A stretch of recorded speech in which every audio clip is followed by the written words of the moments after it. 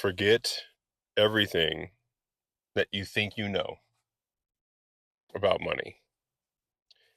And I say this is advice that I wish that I would have learned years ago when I started on this path of financial literacy development, like sales, business, all of that is kind of enveloped, or it's all under the umbrella of financial literacy, right? Because even all the stuff that I have on this channel about sales and making money online, that's to increase income, which is one development of financial literacy, one building block.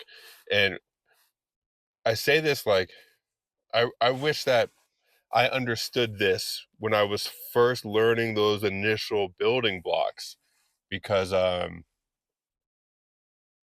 what I've realized now is that I wasn't in a place that I wanted to be financially.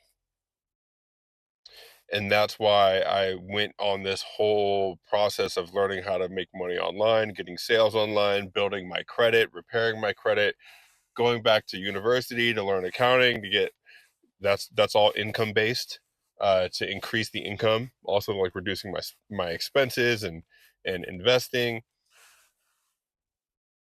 But I went on that whole journey in the first place because I wasn't where I wanted to be financially. And maybe if you clicked on this, you might be in the same boat, I'm guessing. And now what I've learned, at least so far, I am in no way, shape, or form where I want to be at financially. The journey is definitely continuing, and you guys are, if you're watching this or if you've been subscribed, you're probably just following along for that, right? Is that the real growth that I've experienced so far has came when I decided that I just don't know. I forget everything that I think I know, and go into each situation like a sponge, just willing to learn. And I used to not be that good at doing this. And just to kind of like share what I mean by this, right? Um, I'm going to share two different stories. I'm going to share one story of uh, it was about 6 years ago, 2019, and how I approached this when I was meeting other people who knew more than me, and how I didn't really get that much out of it because I thought I knew some stuff. And I'll share a story from just last month where I was in a very similar situation, and because I have this concept of knowing that I don't know, um, this situation was a lot more valuable. So 2019, I'd started to learn some stuff about sales, about marketing, building funnels and building websites to be able to get sales online. But I didn't know at the time. I thought I knew a bunch, but now looking back on it, I realized like, dude, I just knew how to do some things, but I didn't know how to be very successful with it. So I had a bunch of knowledge gaps, a bunch of blind spots that I didn't even really know about. I wasn't aware of them. That's why they're called blind spots. And so I went to a business networking event in Los Angeles, and I brought my computer and I started talking to different business owners that were there that had booths. And I was walking around and I was showing them the kind of stuff that I can do. Like, yeah, I can build a page that does this, and it collects email addresses, and then it leads to a sales page, and it will get you sales for your business. But I didn't understand the core concept of sales yet. Like, yeah, I could build all these things, but they don't work and people won't. I didn't understand what makes people want to buy in the first place. And it's not the functionality of your website. It's like if the product that you're, without getting too deep into marketing and sales, it's like the product that you're providing actually has to provide a solution to a problem that the person visiting the site is experiencing. If that matches up, cool, you're going to get sales. I didn't know this then, right? So I was like just sharing the functionality of the things I could build and how cool they were. And I spent most of my time talking to these different business owners, telling them what I can do, showing them what I can do. Like, beating my chest like, look at me, thinking I know some stuff, right? And I didn't get much out of that event that I went to. Actually, I got a client out of that event, and then I started doing some work with them and wasn't able to get sales. I built the site, I built all the stuff, and wasn't able to get sales because I didn't understand what I just told you, right? So it was a lot of wasted time. Um, for me, for the client, it was a learning experience for sure, but I wasn't willing to admit what I didn't know. See, and instead of sharing what I should have done at that event, I'll share what I did at a real estate meetup that I went to just last month because I've been really interested in investing in real estate. Um, Not even now, just like in a couple years. So this is the difference, right? Of adopting the mindset of knowing that you don't know. I went to this real estate meetup. It was free. I just went on meetup.com because one thing that I know is that I do know, right? And I'm willing to admit that I know this is that when you're looking to do something new, the best thing to do is go network and talk to and ask questions to the people who have already done it or who have been doing it for years. And so I know that I don't know nothing about real estate. I've listened to hours and hours of podcasts, right? And that is nothing compared to somebody who's been doing it for a long time. So I went to meetup.com, found a real estate event that was near me. That's free. That's not pitching. It's just like actually just a meetup. And so I was like, cool. I went to the meetup and was talking to different people at the meetup, I was asking questions, finding out about what they do and how they're involved in real estate. And I found one person who is a veteran just like me. And so when you're a veteran, you have different real estate benefits, different tools in your portfolio, like the VA home loan. There's different things that you can use to help fuel your real estate growth or help you break into the market. And so I found another veteran who's also a real estate agent. Also involved in multifamily real estate and syndication deals. A lot of stuff without nerding out about real estate, a lot of stuff that I'm really interested in. And so I just locked in on this dude and I started asking questions instead of trying to beat my chest about all the stuff that I feel like I know about real estate, because I could spit out a bunch of terminology that I'm just regurgitating from podcasts that I've listened to show how much I know. It's like, no, like, okay, I don't know anything. And I asked questions to him that I thought I already knew the answer to.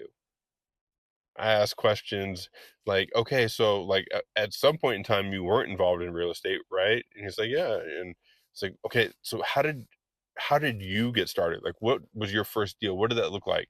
What was going on before that? Like with you and like with the family and everything. And like I was just a sponge asking questions. And and then I found out that, there's some stuff that I might be able to help out with as far as sales or marketing for his real estate agent business, like running meta ads, like specifically. And so we connected because it's like, okay, I can bring value to you here for sure. And it looks like you can, obviously bring value to me when it comes to investing and getting into real estate some years down the road. And so there's kind of like a quid pro quo there for us to stay in contact and stay in touch and we're doing that. And but the lesson here is I went into the situation realizing that I don't know. And because I don't know, I'm willing to ask questions. I don't need to beat my chest and share a bunch about what I think I know. And because of that, like a new relationship has been developed where there's going to be a consistent and ongoing exchange of value. I know that when I am ready to invest in real estate in my area, I'm going to be hitting him up asking, you know, hey, is there anything that's off market that you know about that like matches these criteria? I'm going to be basically bouncing ideas off of him because he knows more than me and he knows more people than me. He has a bigger network than me. And when it comes to anything related to marketing and sales or advertising for his real estate agency, or for his real estate business, like I can help him with that and refer him to other people that I know if I don't know the answers. And so this is a I'm sharing this because this is a principle at play here. So yeah, it worked for that real estate meetup, but it works for anything in life. When I am willing to admit that I don't know to myself, that's when I'm willing to start asking other knowledgeable people questions. And that's where the real growth happens. And I've noticed a trend in mentors that I've had over the years. And it's almost like the more successful a person is, the more they do this. You notice if you end up going to lunch or going to dinner with business owners that are doing a lot in revenue, or people that are like higher up, maybe even in the corporate space, when you sit down and you're talking with them, most of the time they're asking a bunch of questions about you. They'll answer your questions when you have them, but they're not following up and giving up a bunch of information about them. Just, and it's not because they don't want to, it's because they're genuinely curious people who want to know more. They want to know more. And this goes back to that old verbiage of like knowledge is power. And this is, they're not like this because of the position that they hold. They have the position that they hold because they are like this. This happens first. This shift happens first. Knowing that you don't know, being okay with that, and then becoming willing to ask questions, seek to learn more, become a sponge for knowledge. That's where the real growth happens. So if your financial situation isn't exactly where you want it to be, the first step is knowing that you don't know, is knowing that like, okay, I don't know much about finances. Let me ask some people who do. Uh, this was the same thing that happened when I started rebuilding my credit. Just a couple years ago, my credit was so bad; it was like under 500, and I met my partner, who I'm with now, and her credit was really good.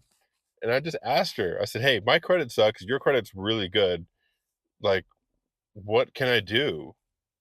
And then she started just sharing everything that she knows about credit. And it turns out it's a game. It's a system. It's a game that you play for a while and then your credit goes up. She started sharing with me different tips and things to do and what she does for her credit, and they started working. And then I started asking other people, not just her, other people who have good credit, different things that they did, not just to maintain their good credit, but to rebuild it. I started asking people who had bad credit and now have good credit what they did to rebuild it. I started taking pieces from all their strategies and implementing it. And a couple years later, and I have good credit. And so, and even though I have good credit now, I'm not like, oh, I'm the credit master. I'm like, no, like I really don't know anything, and I'm always willing to learn something new and ask questions. And so I think that this is a core principle because I've seen it work. I've seen it work in many areas of my life so far, and I think it'll be helpful for anybody who wants to try it out. And you could use it for your financial situation, for investing, for savings, for other things like growing a YouTube channel or learning a new skill. Uh, Admitting that you don't know is the first step to receiving more knowledge, being able to apply it. And knowledge is power. I hope that helps. I'm just kind of rambling. I'm in between classes right now. Here's the school parking lot. Beautiful view of all the cars on the rainy day. Um, I'm about to go into my next class and take another midterm. Just took one this morning. Did well. Didn't get an A, but like whatever. I got a B. And we're gonna go take the next one. and then we have spring break. So I get to chill, do more focus on the videos. There will be more videos that aren't just in my car because they're in between classes. Um, but whatever, I'm kind of rambling now. Hope that was helpful for you. See you guys in the next one.